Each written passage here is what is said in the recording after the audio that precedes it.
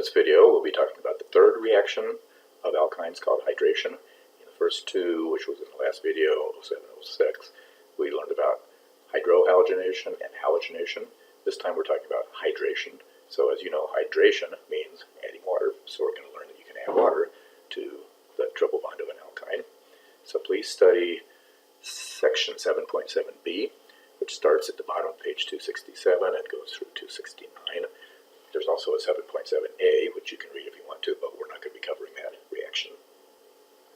So, as suggested, alkynes add water with an acid catalyst, just like they did with alkenes.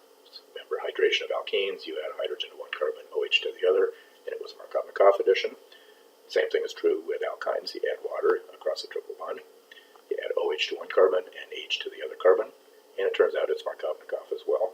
But whoa, wait a minute, what's all this stuff? Because before, when we did it, we just added water and sulfuric acid, or water and H+. This time we also need specifically H2SO4, and we need some mercury sulfate in there as well. We'll talk about why we need that in a little bit. But notice that I got brackets around this, because at that point we have an alkene with an OH on it. If this reacted the same way as hydrohalogenation, we would then add another hydrogen and another OH to that carbon, but that doesn't happen. And I have brackets around this because it happens all by itself. You don't have to add another equivalent, you don't have to add any special catalyst or reagent.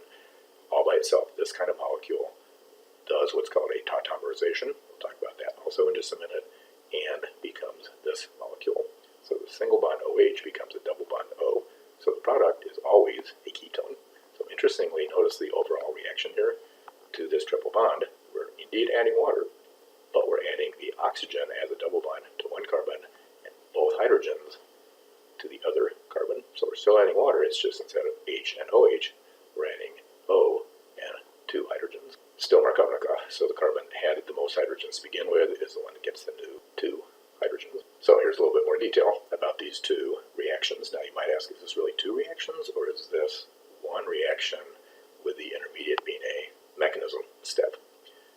Well, however you want to think about it, we don't ever isolate this product in between, so you can think about it as being all one reaction if you want to. So here's the first reaction.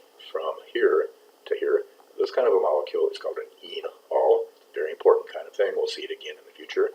En because it's an alkene, ol because it's an OH, but specifically the OH has to be on one of the carbons of the double bond, as it is in this molecule, as it always is when you add water to an alkyne, in order to be an enol. So this is an enol, intermediate. This reaction is always Markovnikov addition, meaning whichever of these two carbons has the most hydrogens to begin with. And it's only going to work if one of them has a hydrogen at all, which means it has to be a terminal alkyne. Then that's the one that gets the new hydrogen. So if this carbon had a hydrogen to begin with, it would be the one that gets the new hydrogen. If this one had a hydrogen to begin with, it would be the one that gets the new hydrogen. And then the other carbon gets the OH. That's a classic Markovnikov orientation, and we learned that with alkenes, same orientation.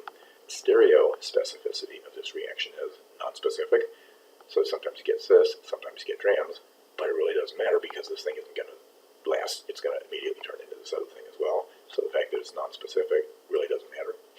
And then the mechanism is pretty much like the hydration of alkenes. In other words, you're going to protonate one of the two carbons, the triple bond is going to become a positive carbon intermediate, and then the water is going to add, and then it's going to lose an H+.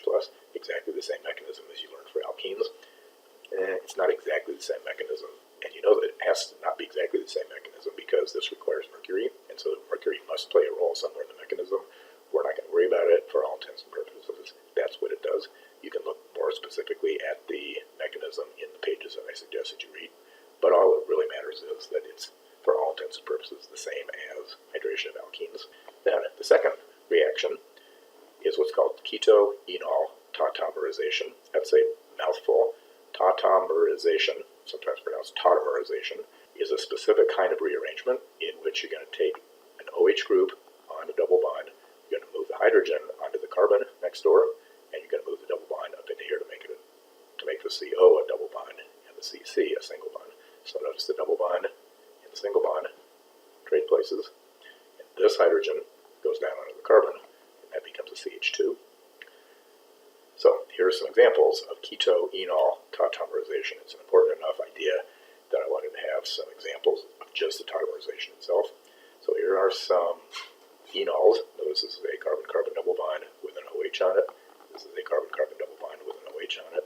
This is a carbon-carbon double bond with an OH on it. So these are all enols. They're going to tautomerize to a ketone. So what I want you to do is stop the video and draw what ketone would you get from this enol, what ketone would you get from this enol, and what ketone would you get from this enol. And we'll be back after you finish that and restart the video, and then we'll reveal the answers. So what would you get from this enol? Well, as I said, the double bond is going to shift up here. That's going to become a double bond O. The hydrogen is going to shift down there. That's going to become a CH2. And so here is the product. That's double bond O. That's a CH2. Notice that this is now a ketone. And so that's why we call this keto-enol tautomerization, because it's always between an enol and a ketone. This one, the double bond is going to shift here to make this a double bond O. The hydrogen is going to shift over here to make that CH2 instead of the CH. And so here's the proper answer, just cyclopentanone. That's a double bond O instead of that carbon-carbon double bond, and that's a CH2 instead of a CH. The hydrogen here has moved over there. And then finally, what about this one? We're going to shift that double bond between the two carbons and shift it up here to make it go between the carbon and the oxygen. And we're going to move the hydrogen down on here to make that a saturated carbon. Notice that double bond O came from the single bond OH, and hydrogen moved down here, so that carbon now has a hydrogen on it that it didn't have before. And then let's practice the opposite. Let's go from a ketone form, or, by the way, aldehydes do the same thing. Now, you can't get an aldehyde from an alkyne, but you can have aldehydes from other sources that undergo keto-enol tautomerization. And it's always true that the keto form is more stable. I shouldn't say always. There are some cases where the enol form is more stable, but typically the keto form is more stable. So as soon as you get an enol, it's going to turn into a keto form. But we want to practice it backwards. So if you have a ketone, what enol could it have come from? Well, we're going to do the opposite. We're going to shift the double bond from here down to there. So that's going to become a double bond. One of those two hydrogens is going to shift up to there. It's going to become a single bond, OH. And so here is the product. Notice that what was a single bond has become a double bond, and now what was a double bond has become a single bond, and one of these two hydrogens is shifted up here to make that an OH group. Now the rest of these, you go ahead and write down what you think the product will be. By the way, in some cases there may be more than one. So in this one, notice we're going to take this double bond O and make it a single bond OH. We're going to move a hydrogen from a carbon next door, but in this case there are two carbons next door, so if we shifted a hydrogen up of here, up into there, the new double bond is going to be in that position. If we shifted a hydrogen from here up to there, then the new double bond is going to be in that position. So we get either this enol or this enol. Notice how those two relate to this ketone. That could end up being the double bond, or this could end up being the double bond. By the way, this double bond, in the first example we did, could be either cis or trans. I've drawn it in such a way that it doesn't specify whether it's cis or trans, but that's a double bond, just like any other alkene, which may be cis or trans. This one is not, but this one is one where that could be either a cis or a trans double bond. I've drawn it as trans, but in other words, in this case, the Z isomer, but it could be the other isomer, and I've just drawn the one of the two possibilities. Okay, what about this ketone? Well, notice that if we take the double bond O, make it a single bond OH, then we have to shift the double bond down to this side or to this side. But in this case, it's symmetrical, so it doesn't matter which one you choose, and you get this product. So that's the enol, the only enol you can get from that ketone. But this one, which is similar, has a methyl group here. So if we put the double bond in here and make that an OH, or if we put the double bond in here and make that an OH, it's two different things. So we do, in fact, get two different products. Notice how this double bond could have arisen here, or this double bond could have arisen here. Now, here's some examples of hydration from the beginning. Without worrying about the enol, we're just going to go ahead and take this alkyne. We're going to add the familiar water, H2SO4 and HDSO4. And we're going to add two hydrogens to the carbon that already has the most hydrogens. So this CH becomes a CH3. We're going to add the double bond O to the other carbon. So this C becomes a C double bond O. What about in this case? Well, we could do it double bond O here, two hydrogens here, or double bond O, two hydrogens here. But because this is symmetrical, we only get one possible product from it. It's the same thing whether you put the double bond O here or put the double bond O here. But what about this case? Now the two carbons of the triple bond are not the same as each other. One one has a methyl on it, the other one has an ethyl on it. So if we put the double bond O here, and the 2 hydrogens there, we end up with that product. So that carbon, which is CH3, CH2, and then the carbon with a double bond O. And then that carbon gets the 2 hydrogens, so it becomes that, and then the methyl group becomes that. Or we could put the double bond O here, and the 2 hydrogens there, in which case we get this, where the double bond O is on the second carbon, and the 2 extra hydrogens went on the third carbon to become just a CH2 group. Now, what about using hydration in synthesis? I've given you two possible ketones here. What alkyne could you have used with H2SO4 and water and HgSO4 to make that ketone? What would the alkyne have been that could come from? Here's 2 possible answers. Notice that if this was a triple bond, and we do the hydration reaction, we put the double bond O there and the 2 hydrogens there. Or, because Markovnikov can't help us here, we could put the 2 hydrogens here and the oxygen there. That would not be the product we want. So from this molecule, we get about half of what we want and about half of what we don't want. That's not great. But what about this alkyne?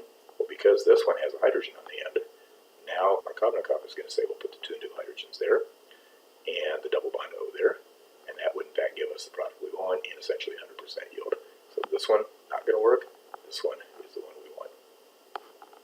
What about in this case? We want to make this ketone, so we could start with a triple bond here and add the double bond O to that carbon and the 2 hydrogens to that carbon. That would be this starting material. Or we could start with the triple bond there and add the double bond O there and the 2 hydrogens there, and that would give us the product we want. But like the previous case, this one is not terminal, so that means the double bond O could go here and the 2 hydrogens there, and that would give us not the product that we want. So again, this would give us about half of what we want and about half of not what we want, so that would not be great. This one, however, the 2 hydrogens could go here and the oxygen here, or the 2 hydrogens here and the oxygen here. So how do we decide, or how does the reaction decide which one is going to give? Well, the fact is it gives both of them, but it turns out because it's symmetrical, they both give the same product. So this one is fine. It's going to give only one possible product. And that's the end of that video. Thank you for your attention.